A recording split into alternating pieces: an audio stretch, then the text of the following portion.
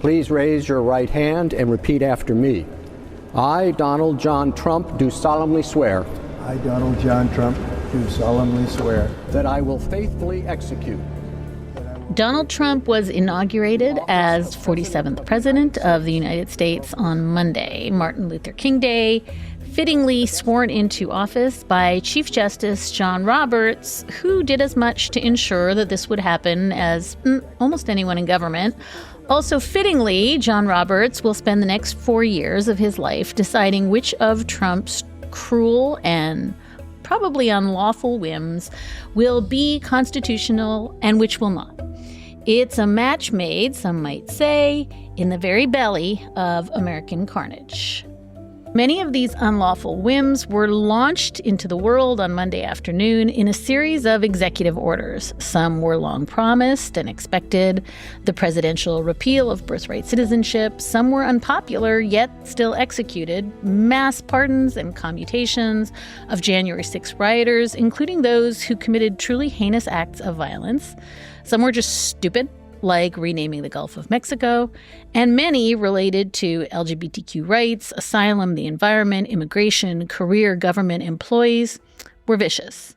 Most were lifted directly from the pages of Project 2025, the owner's manual. This is all but a taste of what is coming next.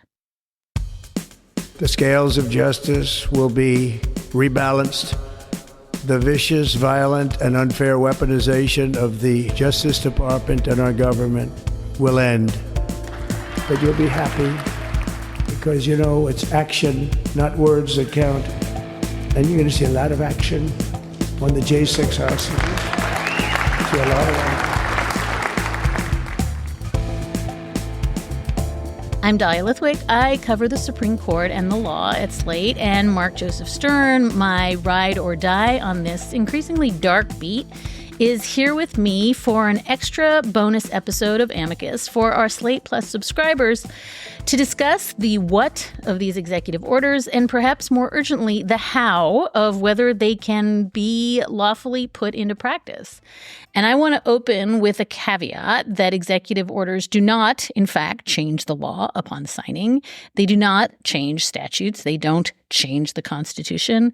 They should be treated as letters to Santa, especially when, as Mark and I pointed out in the first Trump era, they are just drafted by bad lawyers doing bad law. My second caveat, we are not going to get to all of them in the next half hour, but we're going to try to get our arms around at least some of them and the big themes. So, Mark Joseph Stern, welcome back. I know you've been reading the badly drafted, bad lawyered executive orders. That's my just initial sense of the thing is like, not time to panic just yet.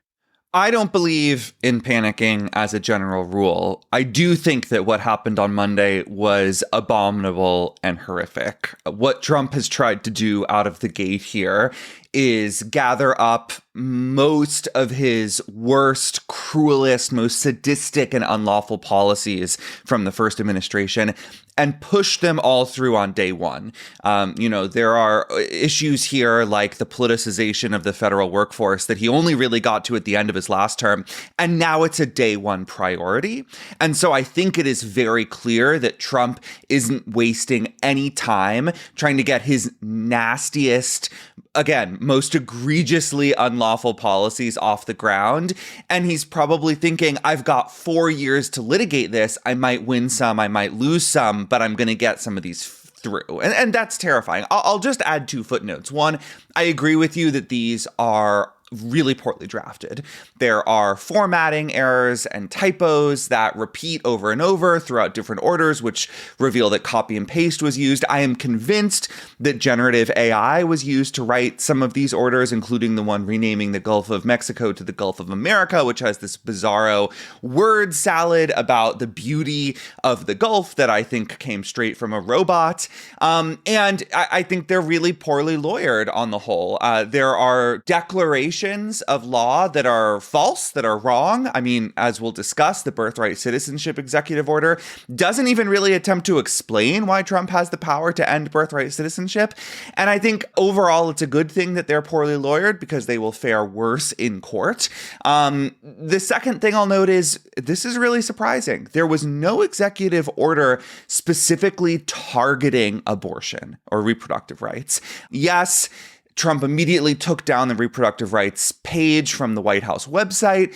Yes, he is going to reinstate the Mexico City policy that restricts reproductive freedom around the world. Yes, he is rescinding a bunch of Biden policies that had attempted to expand access to reproductive rights despite the end of Roe v. Wade. But there's no order that immediately tries to, say, take medication abortion off the market or restrict access to medication abortion or go after abortion providers under the Comstock Act. And all of that could still come. I don't want to create a false sense of security, but it was not a day one priority to the extent that I thought it would be. So I think there's one area where Trump is still a little bit afraid to poke the bear. Again, I think all that could be coming. I think his appointees will be very hard right and push some of that stuff. But I do think it's notable at this early date that it wasn't one of these first orders straight out the gate. One footnote that I actually didn't clock reading his, it's a footnote to your two footnotes, because we are lawyers, boom, that I didn't clock, but friend of this show, friend of Slate, Dr. Derek Cass reminded me of, which is the executive order on gender, which we're going to talk about in a second, certainly references your gender as assigned at conception, which is fetal personhood. And I missed that conception is the marker of when gender is assigned. Maybe that's too subtle and too clever, but it does feel as though the more we pick over these, the more we're going to find the language of anti-reproductive rights, even if, as you say, we don't have, shot across the bow. The cynic in me says that's already been achieved in so many ways and will continue to be achieved. He's got the courts on that. And so maybe it waits for another day. I do know, Mark, that you want to talk about Donald Trump unilaterally announcing that he gets to just end birthright citizenship as guaranteed kind of explicitly in the 14th Amendment. And I want to just note for listeners, we've actually avoided spending a lot of time on this show in the last year or so on this question of, can the president just revoke the Constitution? Because it felt like it was in the bucket of, oh, hell no. And so we didn't talk about it, but he certainly made it clear on Monday that he is going to try. Yes, he has issued an executive order that kicks in 30 days from Monday that directs the federal government to deny citizenship to the children of many, many immigrants, not only undocumented immigrants, but also immigrants who are lawfully present but do not yet have a green card, including visa holders, many of whom have lived here for years and are still waiting in the green card lottery, arguably including dreamers, people who have DACA status, although, again, this is worded so poorly and confusingly that that's not totally clear, including people who have temporary protected status, who, as of this moment, are living here lawfully. This goes, again, far beyond what Trump had previewed on the campaign trail. And the idea is that starting in a month, these newborns who are born on American soil to people who are in the United States, including, again, many people who are here legally, they will be denied citizenship, subject to deportation back to a country that they have literally never stepped foot in. So, as you said, this is unconstitutional. The very first sentence of the 14th Amendment guarantees birthright citizenship. We fought a civil war over this. The Supreme Court has affirmed birthright citizenship for the children of immigrants since 1898. This is deeply established in precedent. This was an issue that Congress actually debated when writing the 14th Amendment. There's a kind of meme on the right, this misinformation that this clause was only about granting citizenship to newly freed slaves after the Civil War. That is not true. Congress expressly considered whether they should grant birthright citizenship to the children of immigrants and decided yes. There was a senator who was himself an immigrant who gave an impassioned floor speech about this during the ratification debates over the 14th Amendment. It is hard to think of more settled law than birthright citizenship, and yet Trump is trying to abolish it. I do not think this will work, and I want to be clear that that's not because I have unwavering faith in the Supreme Court. Obviously, the Supreme Court is very conservative and has previously contorted the law to benefit Donald Trump, but this is in a different league, and I would even venture to say unique. This is such a fundamental guarantee at the heart of our constitutional order. It's an ancient liberty. It actually predates the 14th Amendment. It was rooted in English common law. It predates the founding of this nation.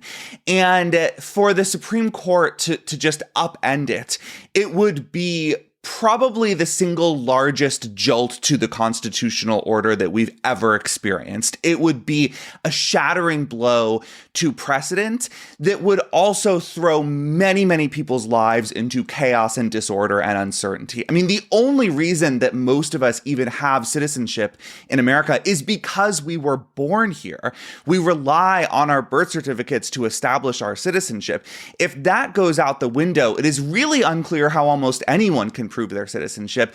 And it's super unclear how this particular order would be implemented. I mean, would the government have to start investigating every newborn's parents? It's not like our birth certificates state our parents' immigration status.